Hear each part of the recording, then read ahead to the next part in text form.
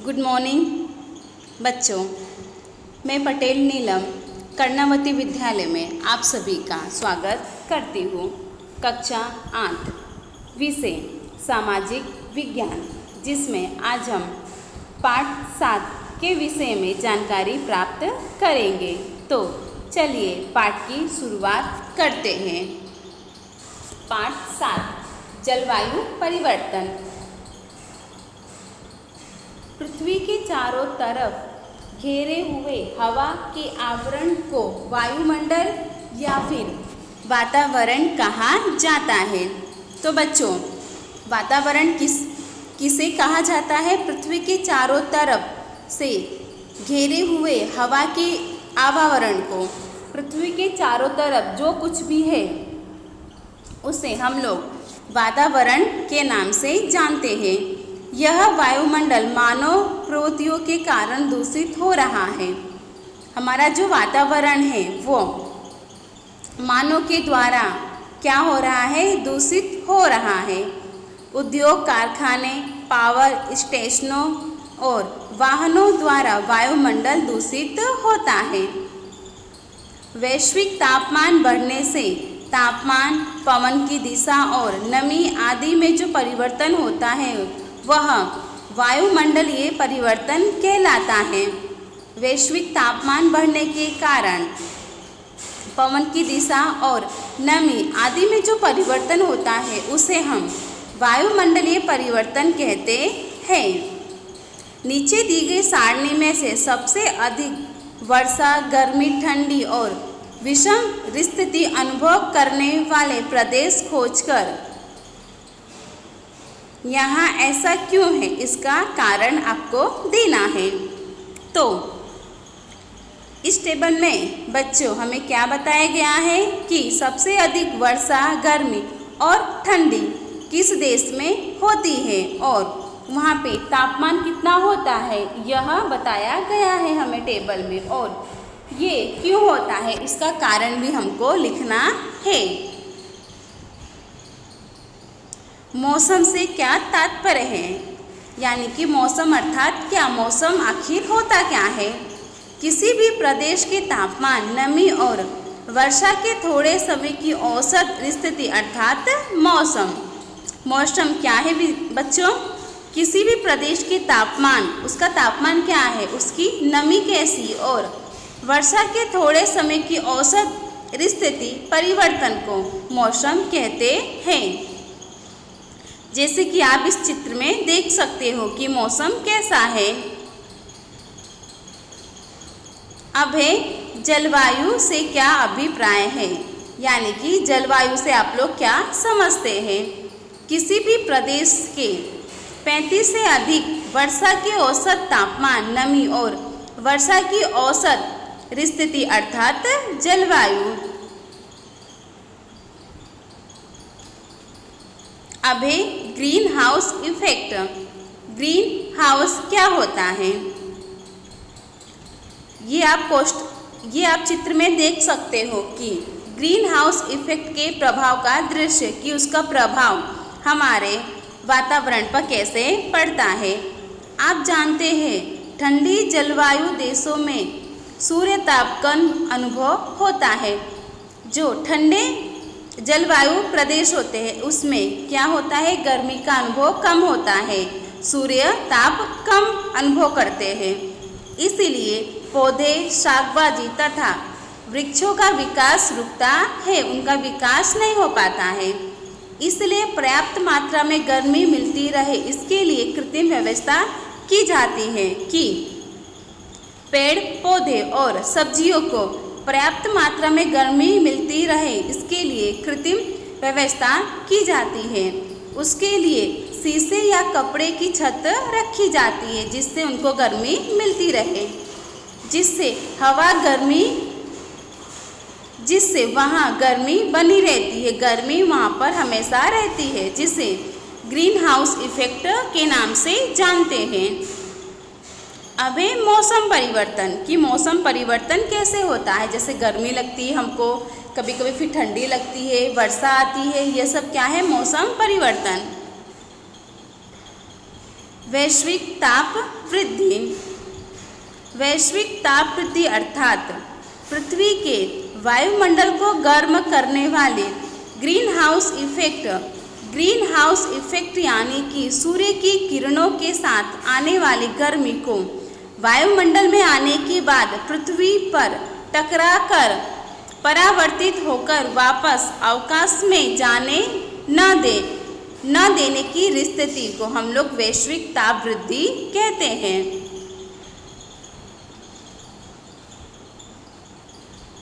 अब पृथ्वी गर्म क्यों होती है? ग्रीन हाउस इफेक्ट में सक्रिय योगदान देने वाले carbon dioxide, methane, nitrous oxide, chlorofluorocarbon और हेलोकार्बन को ग्रीन हाउस गैस के रूप में पहचाना जाता है। यह सब क्या है? ग्रीन हाउस गैस के रूप में इन्हें पहचाना जाता है। इन गैसों की मात्रा बढ़ने से जलवायु परिवर्तन का प्रश्न पैदा होता है। जब इनकी मात्रा अधिक बढ़ जाती है तब जलवायु परिवर्तन देखने को मिलता है। अंतिम 100 वर्षों में तापमान में 0.6 डिग्री सेल्सियस की वृद्धि हुई है।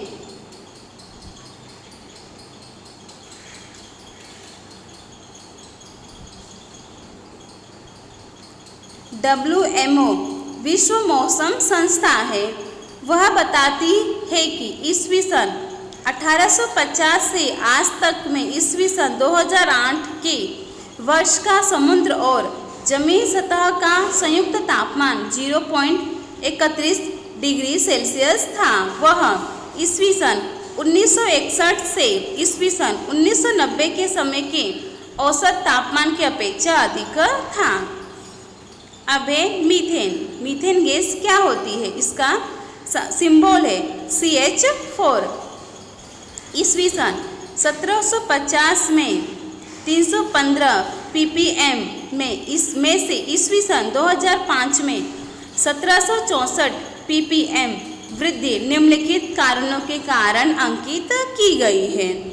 यहाँ पर उसके कारण दिए गए हैं। नाइट्रेट ऑक्साइड की मात्रा 270 ppm से बढ़कर हाल में 319 ppm हुई है। Chlorofluorocarbon, foam, plastic, fridge, AC, circuit सर्जन, एरोलेस स्प्रे 1 माइक्रोकॉन से 10 माइक्रोकॉन आकार वाले सूक्ष्म कणों को एरोसेल कहते हैं आदि के उपयोग में CFC में वृद्धि होती है। अब ग्लोबल वार्मिंग के प्रभाव, इसके प्रभाव हमारे ऊपर क्या पड़ते हैं? वनस्पति की उत्पत्ति, उनकी वृद्धि का समय और आयु में परिवर्तन आ रहा है, यह सब पता चलता है। पक्षियों की अमुक जातियां लुप्त हो रही थी, उदाहरण स्वरूप गौरैया, गीद। हिमालय की 2000 हिम नदियां पिघल गई। अंतिम 10 वर्ष में अकाल, बवंडर, अतिवृष्टि और बाढ़ की मात्रा बढ़ रही है। जहां वर्षा अधिक होती थी वहां उसकी मात्रा कम हो रही थी। राजस्थान और दुबई में भारी वर्षा का अनुभव, चेरापूंजी में अनावृष्टि। खेती में दलहन का उत्पादन कम हो गया है। जमीन में पानी का स्तर घट गया है। हिम नदी पिघलने से समुद्र जल स्तर में वृद्धि हो रही है। समुद्र किनारे के कटाव का स्तर बढ़ रहा है।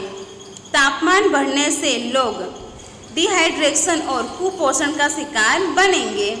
ऋतु चक्र में परिवर्तन आएगा। जाड़े और गर्मी की ऋतुओं की लाक्षणिकताएं बदलेगी।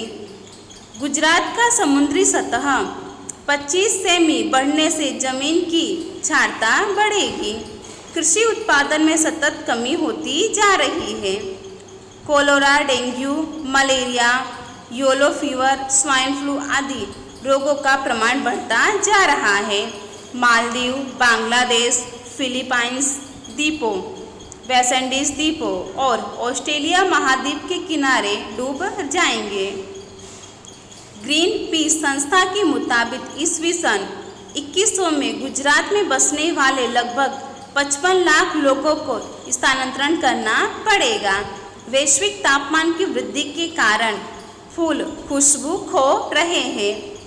मधुछत्ता नाम मात्र के रह गए हैं। अपरंपरागत ऊर्जा के स्रोत, जिसमें सौर ऊर्जा है, पवन ऊर्जा है, पवन सौर ऊर्जा है और ज्वार भाटा है। ग्लोबल वार्मिंग से बचने के उपाय, कि इससे बचने के क्या क्या उपाय है, ये सब बताया गया है।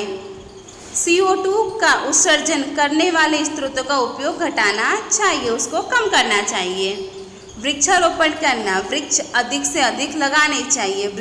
वृक्षों का जतन करो, वृक्षों की देखभाल करो, जंगल नहीं काटने चाहिए। वनीकरण से कार्बन कम होता है। पॉलीथीन बैग का उपयोग टालें। खाद और जंतुनाशक दवाओं का विवेकपूर्ण उपयोग करें, सही ढंग से उनका उपयोग करें। समुद्र में लौह कणों का छिड़काव करें, जिससे प्लेटन नामक द्रवीय जीवों का विकास हो। उनके प्रकाश संश्लेषण की क्रिया के लिए कार्बन डाइऑक्साइड का उपयोग करने में ग्लोबल वार्मिंग से बचा जा सकता है। सजीव खेती अपनाएं, हरी खाद और गोबर खाद का उपयोग ज़्यादा से ज़्यादा करें। पशुओं के आहार में बायोमिट मिलाएं, जिससे पशुओं के आमाशय में मीथेन पैदा करने वाले जीवाणु नियंत्रण में रहेंगे। गृह उपयोगी साधनों का विवेकपूर्ण उपयोग करें। परिवहन के साधनों का विवेकपूर्ण उपयोग करें। जनसंख्या वृद्धि को रोकें। बिजली की बचत के लिए हवा प्रकाश प्राकृतिक रूप से उपलब्ध हो, ऐसी व्यवस्था करनी चाहिए। इको फ्रेंडली का उपयोग बढ़ाएं। घर के आसपास पेड़ पौधे लगाएं। प्राकृतिक शक्ति का विवेकपूर्ण उपयोग करें। पेट्रोलियम उत्पाद का विवेकपूर्ण उपयोग करें। पानी का मितव्ययतापूर्ण उपयोग करें। पानी को अधिक से अधिक वेस्ट ना करें। बरसाती पानी का संग्रह करें। CNG का उपयोग बढ़ाएं। तो अब बच्चों, अब हम लोग नेक्स्ट वीडियो में मिलेंगे।